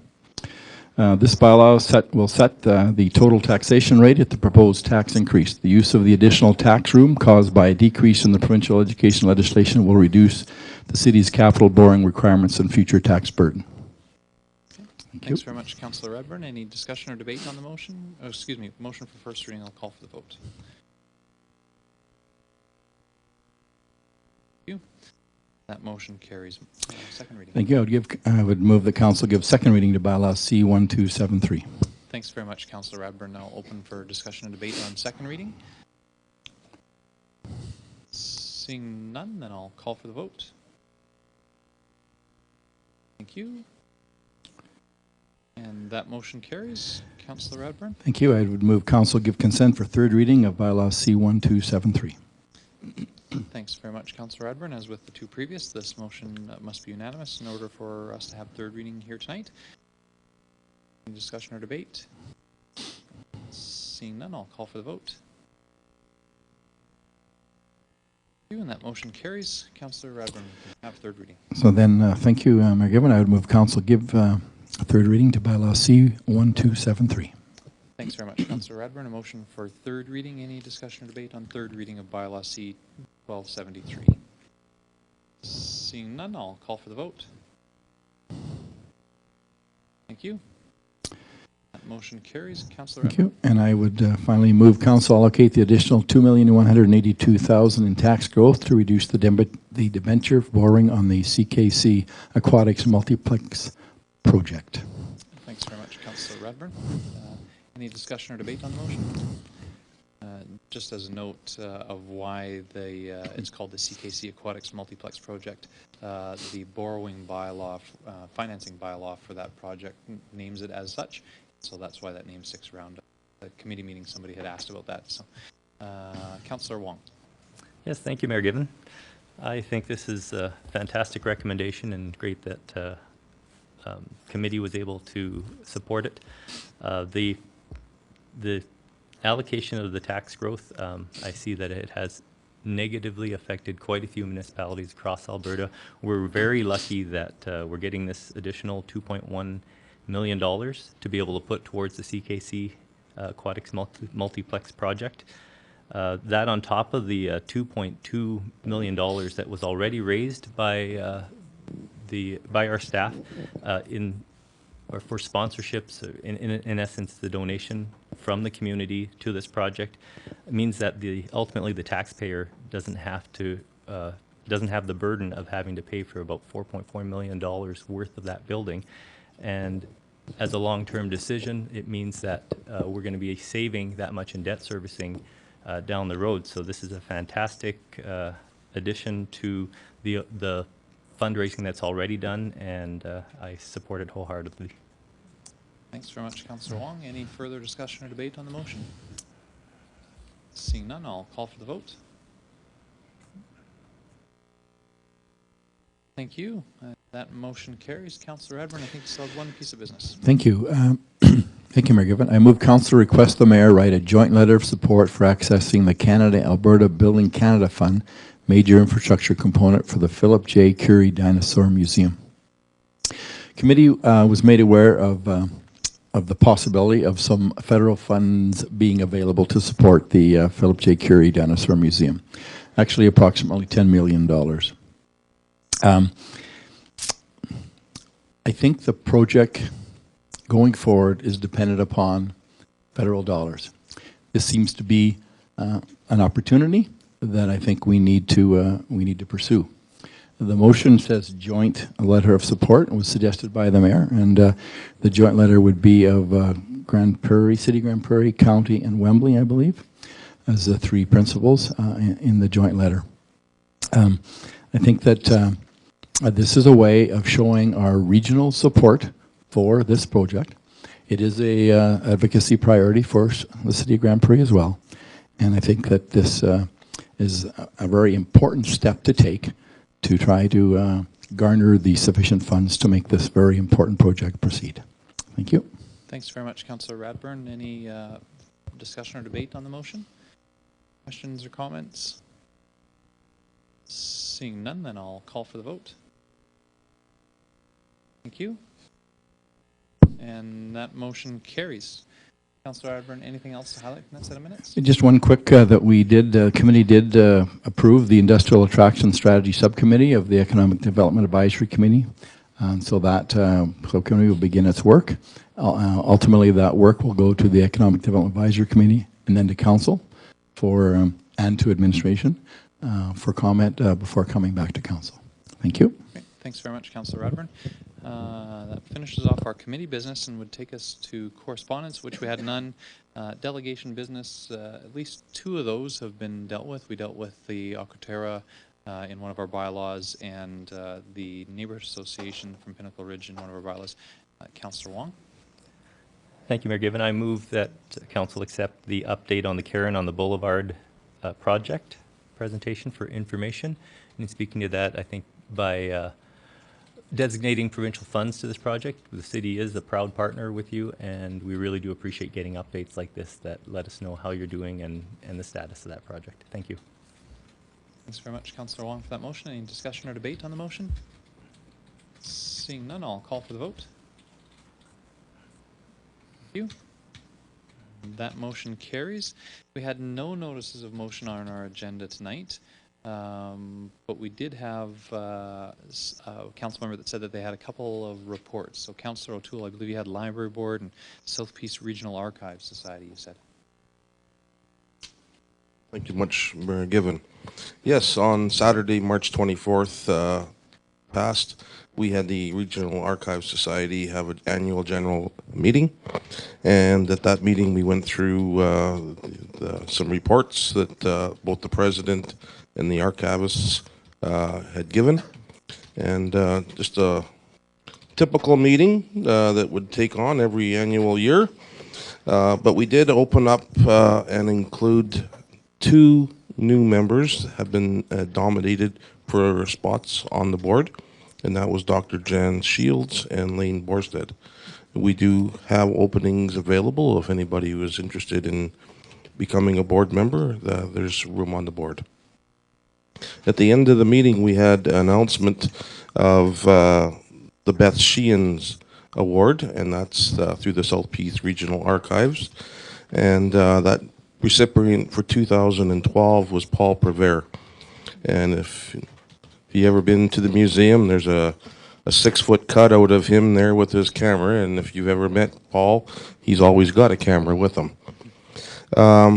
He's a well-known community booster and a past city alderman, and he's well-deserved this position. Okay, and that's pretty much it for the archives. Just one more little story that we got here is we have a little magazine that comes out about once a month. And if you have any family or want to know a little bit about the Peace Country, there's lots of informative little stories and pictures that may include your family members in this area. And going towards the library, we have Richard Scarry's Busy Town, and it's a play being held at the Douglas J. Cardinal Performing Arts Center on Thursday, April 12th. There will be 2 performances, one at 4 o'clock in the afternoon and one at 7. And if you need tickets, they are on sale at the Crystal Center box office. Thank you. Okay, thanks very much, Councillor O'Toole. And maybe we'll start our council roundtable with Councillor Munro. Thank you very much, Mayor Given. So on the 21st, I was at the Venue 101 Venue Management 101 course at the Crystal Center. Very much appreciated. Gave me a better appreciation for what the staff does at the Crystal Center and how it operates overall. Later that day, I attended a brief reception with the Enbridge pipeline folks. They had a little wine and cheese going on at the Holiday Inn. On the 22nd, I, along with a few other councillors, attended the Making Poverty Reduction Everybody's Business seminar. There was probably, I guess, 50 folks in the room, all doing a little bit of a brainstorming session to see if we could come up with some solutions to help reduce poverty. On the 28th, I met with the GPRC Board of Governors, with the rest of council. On the 29th, attended the State of the City address, where Mayor Given, of course, was the guest speaker. And great job, by the way, Mayor Given. I thought you did a fantastic job and covered off numerous topics up there. So 29th, or later that day, I guess, I was went and had a brief meeting with the Habitat for Humanity executive folks that were here visiting from Edmonton. They were, the next day, of course, they were giving away, moving someone into the new house that they had just completed. So great to have a program like that here in Grand Prairie, and I think by having the Edmonton management team help out just gets us that much further along up here. All the resources we can, the more resources the merrier, I guess, so to speak. Went to the Chamber Mixer later on that evening at the Ernie's store in the Eastlink Center, where we, as most of you are well aware, we were the proud recipients of a sponsorship deal from Ernie's. Great long-term community supporter, and very proud, as every resident here should be very proud to have the fitness center named after Ernie's. On Friday the 30th, it was that a Friday? I think it was. Anyways, we had a joint meeting with the county council. Later on that day, I did several tender openings, And today I had a meeting with one of my quarterly meetings with the city manager, Greg. And one thing that I forgot to mention during my environment meeting, I received a note here while we were in the meeting that that Green Grouch challenge that we've been working on with the folks at Red Deer, we're now in the lead here. We're about 500 votes up. We've got 77,260 votes. So let's keep at it and let's make sure we can hang on to that lead. If I could, Councillor Monroe, I noted today when I signed in to log in my activities that the Green Grouch has added a new item to for the winning community. The mayor's name is going to appear as a character in a book that they're writing. So, yes, I'm not saying anything, but we should win. So if you're listening to this, go to thegreengrouch.com and participate, please. Thank you very much. That's all I had. Thanks very much, Councillor Monroe. Councillor Wong. Thank you, Mayor Given. On March 21st, I attended the Venue Management 101 at the Crystal Center. It was informative, and we had a really good discussion about the operations of the Crystal Center. On March 26th, I attended Ken Langstaff's funeral. On Wednesday, March 28th, the Mayor, Councillor Radburn, and myself met with RCMP Superintendent Ray Noble and his team to review the RCMP strategic priorities for the next year. On Thursday, March 29th, I attended the State of the City address at the Teresa Sargent Hall. Again, great job. I thought your speech encapsulated exactly what we're looking to do at the city. I thought it was extremely positive because it had that long-term vision and how it all tied together with what our strategic plan and priorities want to accomplish. Later on the 29th, I attended the Chamber Mixer for a little while. Again, I just wanted to say that I saw Ernie Radburn there. He was also a past alderman for the city. And it was nice to see Ernie's Fitness Center being recognized there for their $250,000 sponsorship. And, you know, it does have Ernie's name, so that's kind of that's what I take from it, although it does represent the business as well, and the business looks fantastic in there. That's where the Chamber Mixer was. It was at the Ernie Sports Expert Eastlink Center location. It looks like a little mini-me of the main building, and I think that just really adds to what that facility can offer. Following that Chamber Mixer, I attended the AGM for the Wapiti Corridor Planning Society. We provided an update to the public on the status of the plan. We didn't release any real details yet because that's still yet to come with the public open houses.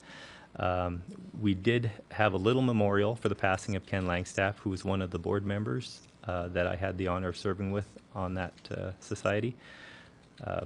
He will be missed. He was very pragmatic. He represented Evergreen Park Society there, and he was the reason why we're able to stay within our budget, because he pushed the board into making sure that the meeting rooms there were free and the food was provided at cost. So we really appreciate that. We had our election of our new board members, so I just wanted to welcome them to the Wapiti Corridor Planning Society. Finally, on Friday, March 30th, I'm going to steal Councillor O'Toole's thunder. We went off to Edmonton together for the Combative Sports Commission training. Unified MMA held an event at the Mirage Banquet Hall. We were accompanied by members Mike Rizzo, Daryl Stobie, and Darren Metzeler. And I tell you, it was a really educational experience. I just wanted to thank Sonny from Unified MMA and the Edmonton Combative Sports Commission for extending us the courtesy of attending the event and getting some training.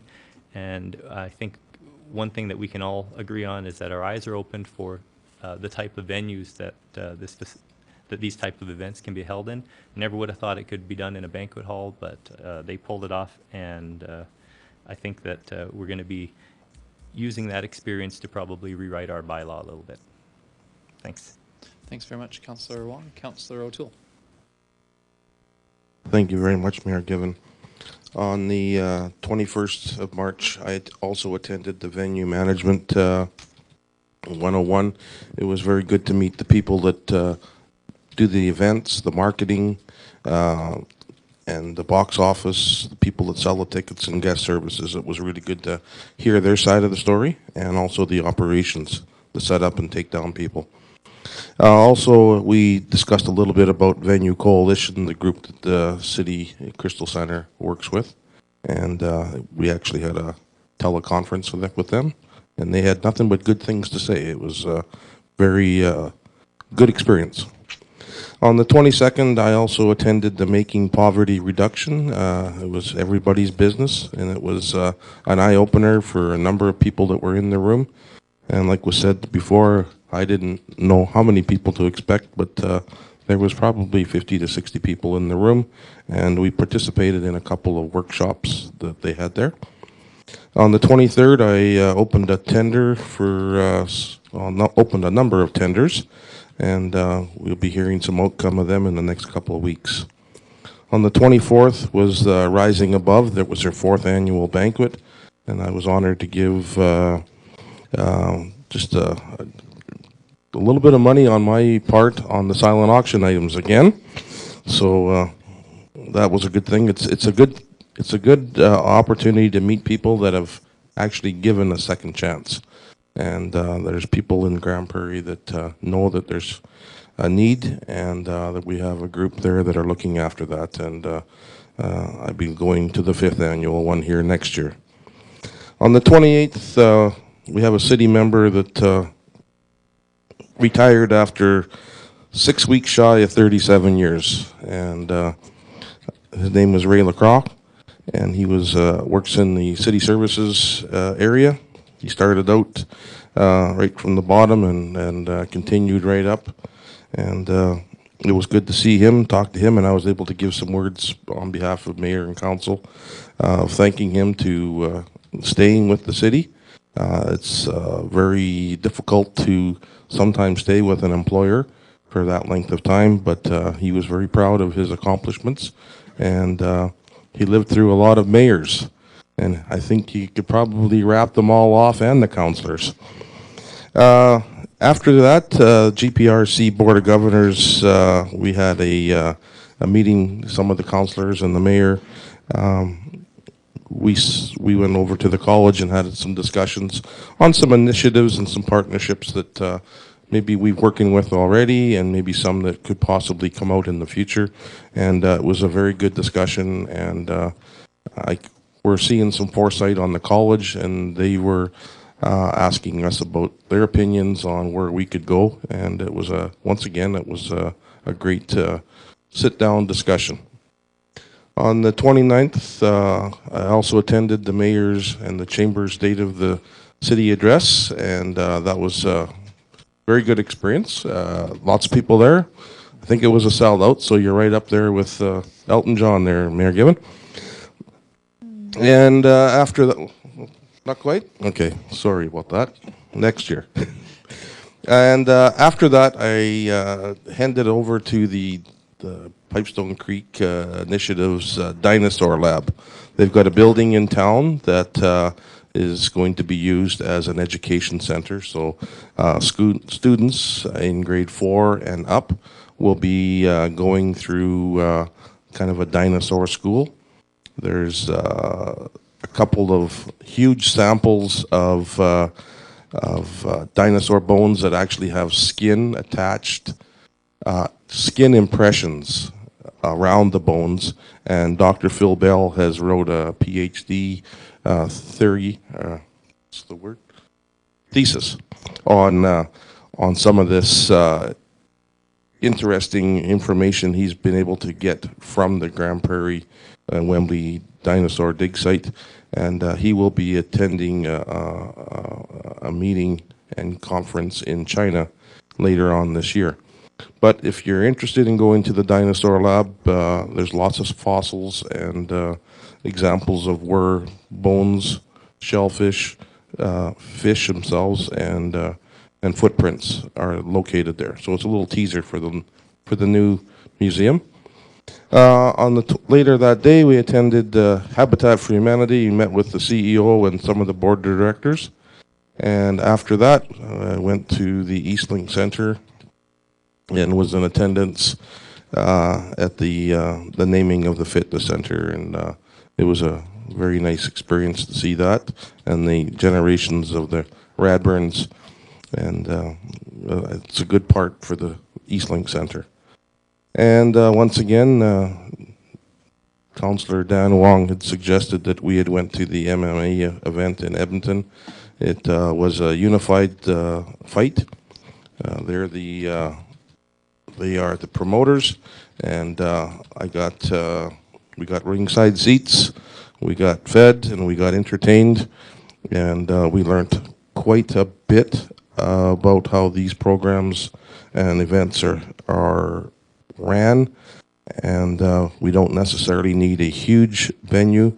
There was about 1,000 people in this venue, and it was a sellout, and it was a good event run by the promoters and the facility.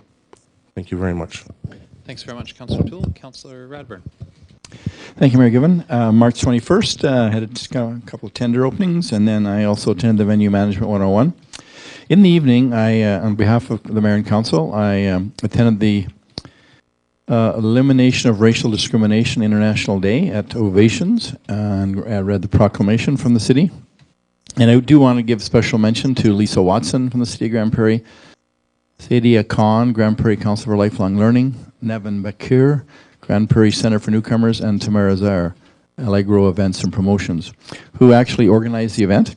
And I want to thank the group presentation by Charter for Compassion Group, the Bluebird Dancers, Grand Prairie Regional College Circle of Aboriginal Students Spirit Singers, music by Revolution Sonics, music by Teresa, music by Mike Heckbert, and music by Ken Campbell, for making that evening a real treat to be representing the city at.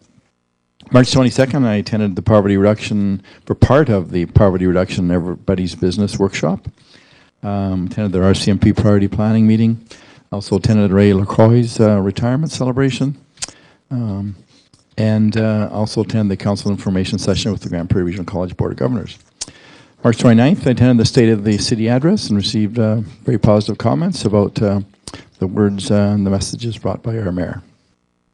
I attended the meet and greet with Habitat for Humanity CEO and Board of Directors, and I also attended the Chamber Mixer that evening, where the Ernie sponsorship was unveiled, so to speak. I guess a couple things I do of a personal note. I guess my role was to bring Pops to the event, and he was a bit of trepidation because it's harder for him to get around now, but I coaxed him into coming, and he certainly enjoyed meeting everybody. But on the way home, he said, "Lauren, you should phone the Herald Tribune because there were some pictures taken after." Didn't know if Herald Tribune would be using them. So he said, "You have to let them know that Irma wasn't there." So my mom is in long-term care and couldn't come to the event. It's hard for her to get out these days. But he wanted to recognize Mom as Ernie Sports Center. So Mom and Dad are equal partners in the start of the family business. So he wanted to recognize her, and I'm doing it on his behalf tonight. March 30th, I attended the check presentation with the County Grand Prairie to the Eastlink Center. We appreciate their support, and the City County information session. And March 30th, Dawn and I took part in the Earth Hour as we read our books with our little flashlight for the hour. Thank you, Mayor Given. Thanks very much, Councillor Radburn. Councillor Gustafson. Thank you, Mayor Given. On the 21st, I also attended the Crystal Center venue management put on by the staff and management of the Crystal Center, and it was really informative, and we learned a lot. I'm hoping the rest of the venues around the city follow suit, so we can learn the trials and tribulations and the struggles on what it takes to run those big venues in our city. On the 26th, I attended the funeral for the late Ken Langstaff. He will be sadly missed in the Grand Prairie region, and we wish his family well. Grand Prairie Regional College Board of Governors information exchange and the State of the City address put on by the Mr. Mayor Bill Given. Very good job. The Eastlink Ernie's Fitness Room I attended the check presentation. Thank you to Ernie's for supporting our community for such a long time. And of course, I went to the county and city information exchange on Friday, and Saturday I attended the Heritage Chuckwagon Association fundraiser here in Grand Prairie. Thank you. Thanks very much, Councillor Gustafson. Councillor Krogan. Thanks, Mayor Given. On March the 21st, I attended the Old Timers Banquet out at 5 Mile Hall. And on the 22nd, I attended the Friends of the Grand Spirit meeting, which is basically on fundraising. And I've been a member of that for about the 8 years that it's been going. And I just wanted to let you know that there's some really great volunteers in City of Grand Prairie. And we've raised just shy of $250,000. It was all donated to, not only just to Grand Prairie, but that's to Spirit River, Beaver Lodge, Wembley, and so on. So kudos to the rest of the committee. On the 24th, I attended also and brought greetings on behalf of the mayor and council, the Rising Above banquet and fundraiser. I constantly went around and I put a different name down after Councillor O'Toole, so he did spend quite a bit of money. Again, I attended the 27th in camera at City Hall. On the 28th, I also was a little bit late after a hunger lunch to go over the city center retirement party for Ray LaCroix, and there was some cake left, so it was really nice to have something after a hunger lunch. And of course, on the 29th, with other members of council to attend the State of the City address by Mayor Bill at the Teresa Sargent Hall. It was very good, and there were some good questions and handled handily by our mayor. Later that day also, I attended the Chamber Mixer at the East Link, and again, thanks to the Radburn family for that sponsorship. That's just terrific. March the 30th, I also attended the joint city-county meeting with lunch at the, was that a launch? No, with lunch at the Tech Center. And on March 31st, I attended the Rose Pardell funeral. She was, and their family, a great community builder, so I was there bringing prayers. And today I had my meeting with the city manager, Greg Sherback, and I still have all my teeth, and that's it. Councillor Krogan, do you need danger pay for that kind of meeting, maybe? Yes, I've been thinking about it. Thanks very much, Councillor Krogan.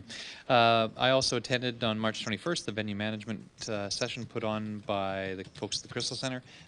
For me, the highlight of that presentation was the strength of the Venue Coalition, which is a really unique organization.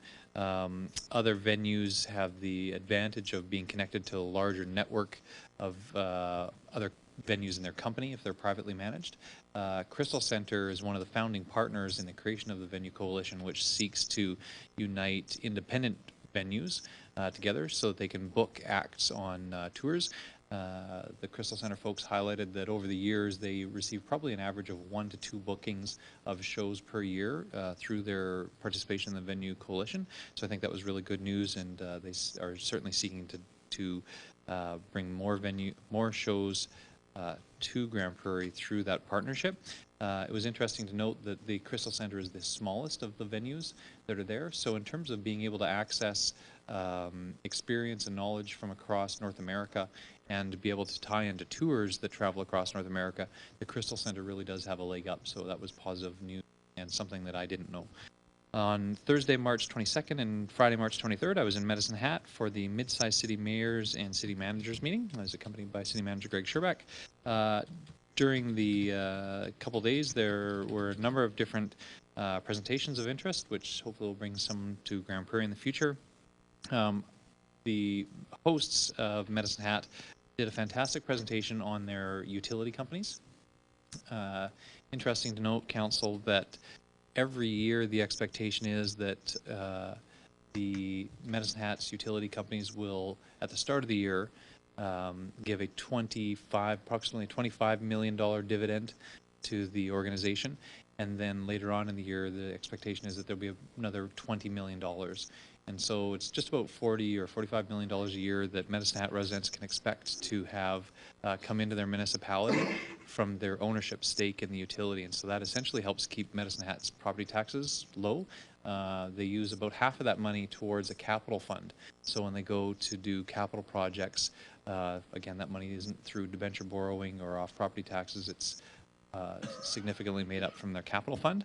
And since their council runs their power utility, their utility owns natural gas fields as well as oil fields and an electricity generating company and electrical distribution networks. So basically they're ATCO and ENMAX all in one. They have the ability of setting their power rates, and by council policy, they keep them slightly below the average of monthly power rates within the rest of the province. So if anybody has lived in Medicine Hat, is now living in Grand Prairie, and notices power prices are substantially higher here, you're not dreaming. They actually are, and that's a benefit that Medicine Hat has from the owner of their utility, so pretty substantial.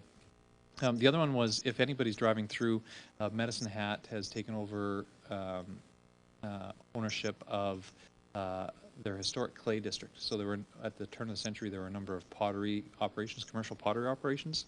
And if you want to see how history should be done, they have done an amazing job of their historic clay district. So I'd encourage anybody to go down and visit that. Now,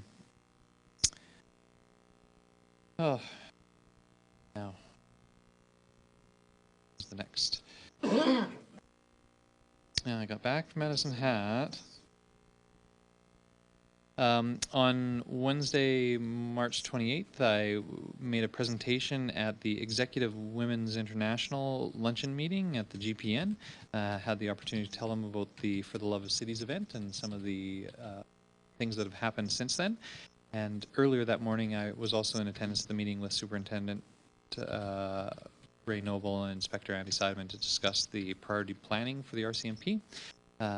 Later that afternoon, I also attended Ray LaCroix's retirement celebration. Certainly want to thank Ray for his years of service and also for encouraging a number of members of his family to consider working for the city as an option. We certainly appreciate that because I know Ray's two sons actually are city employees, and I believe his brother was at one time an employee, and his brother's son is also an employee. So I think it goes to show that the city is a great employer, that we keep people for so long, and an attractive employer for generations. It's great to see those people in service, and thank Ray again for leading his family to our organization. Later that evening was the meeting with Grand Prairie Regional College Board of Governors that has already been mentioned. And after that, I attended at a special reception for RBC clients as a guest speaker and shared with them some of the coming work that Council is doing with regards to property taxes and our focus on long-term growth and development, particularly the commercial industrial area. On Thursday, March 29th, of course, as was already mentioned, was a pleasure to be able to present the State of the City address on behalf of the Chamber of Commerce. We certainly appreciate them hosting it. We also appreciate their flexibility when they asked where we'd like to host the event. We said at the Teresa Sargent Hall, and I wanted to highlight that fantastic city facility and appreciate the Chamber for doing that and for organizing it.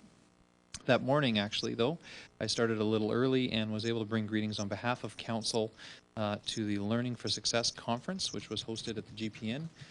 This is a First Nations, Métis, and Inuit educators conference, and looking at educational issues. It was a provincial conference. Because of the provincial election, we didn't have the minister here, but we had the Deputy Minister of Education there to bring greetings on behalf of the provincial government. And fantastic to see so many people involved in education with the FNMI communities.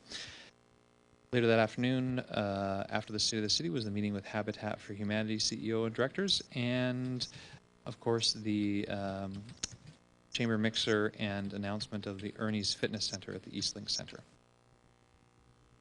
On Friday, March 30th, I brought greetings on behalf of Council to the opening and dedication of the new Habitat for Humanity home, and later that day had the pleasure of accepting a check from the County of Grand Prairie towards the Eastlink Center fundraising, and then getting to have lunch and meeting with the county later that afternoon.